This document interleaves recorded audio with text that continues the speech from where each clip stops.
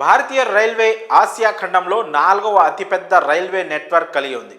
నిత్యం లక్షలాది మంది ప్రయాణికులను తమ గమ్యస్థానాలకు చేరవేస్తూ విశేషమైన ఆదరణ పొందింది. సరుకు రవాణాలో కీలక పాత్ర పోషిస్తోంది. సుదూర ప్రాంతాలకు వెళ్ళేవారు అంతా రైలు ప్రయాణానికే మొగ్గు చూపిస్తూ ఉంటారు.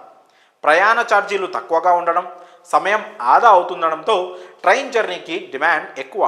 అయితే రైల్వే వ్యవస్థ అంతా కేంద్ర ప్రభుత్వ ఆధ్వర్యంలో పనిచేస్తూ ఉంటుంది. భారతీయ రైల్వేపై సర్వ హక్కులు సెంట్రల్ గవర్నమెంట్ కలిగి ఉంటుంది.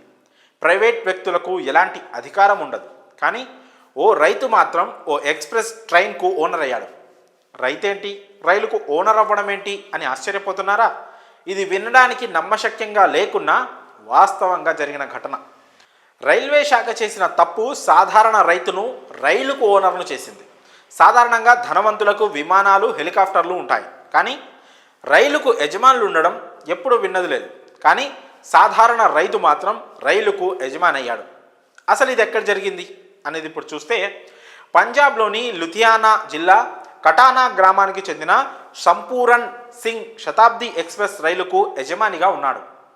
ఇది కొన్ని సంవత్సరాల పాటు కొనసాగింది. 2007లో లుధియానా చండీగఢ్ రైల్వే లైన్ నిర్మాణానికి రైల్వే అధికారులు భూసేకరణ చేపట్టారు. కటానా గ్రామంలో భూములు కోల్పోయిన రైతులకు ఎకరానికి 25 లక్షల చొప్పున పరిహారం ఇవ్వాలని రైల్వే అధికారులు నిర్ణయించారు. అసలు కథ ఇక్కడే మొదలైంది. రైల్వే అధికారులు పరిహారాన్ని నిర్ణయించిన తర్వాత తమ సమీప గ్రామంలో ఎకరానికి 71 లక్షల చొప్పున రైల్వే అధికారులు ఇచ్చినట్లు సంపూరన్ సింగ్ గుర్తించాడు. ఈ క్రమంలో తనకు అన్యాయం జరిగిందంటూ రైతు సంపూరన్ సింగ్ న్యాయ పోరాటానికి సిద్ధమై కోర్టును ఆశ్రయించాడు. తమకు కూడా 71 లక్షల పరిహారం ఇవ్వాలని సంపూరన్ సింగ్ కోర్టుకు విజ్ఞప్తి చేశాడు.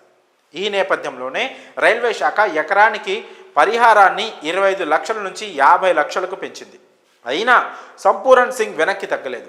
చివరికి ఆ పరిహారం కాస్త 1.47 కోట్లకు పెరిగింది. ఈ మొత్తాన్ని 2015లోగా సంపూరన్ సింగ్కు చెల్లించాలని కోర్టు నార్థన్ రైల్వే అధికారులను ఆదేశించింది. రైల్వే శాఖ నిర్లక్ష్యంగా వ్యవహరించి రైతుకు పరిహారాన్ని చెల్లించలేదు. దీంతో సంపూరన్ సింగ్ 2017లో మరోసారి కోర్టును ఆశ్రయించారు. 2017 వరకు రైల్వే శాఖ తనకు కేవలం 42 లక్షలు మాత్రమే చెల్లించిందని, కోర్టు ఆదేశించిన పూర్తి పరిహారాన్ని చెల్లించలేదని కోర్టుకు తెలిపారు. దీనిపై విచారణ జరిపిన district sessions judge Jaspal Varma సంచలన తీర్పు వెలువరించారు. ఢిల్లీ, అమృత్సర్ మధ్య నడిచే స్వర్ణ శతాబ్ది ఎక్స్ప్రెస్ రైలుతో పాటు లుధియానాలోని స్టేషన్ మాస్టర్ ఆఫీస్ను కూడా జప్తు చేయాలని జడ్జి సంచలన తీర్పిచ్చారు.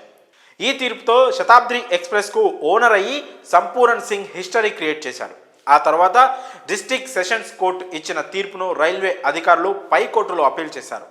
విచారణ అనంతరం డిస్ట్రిక్ట్ సెషన్ కోర్టు ఆ ఆదేశాలను రద్దు చేసింది.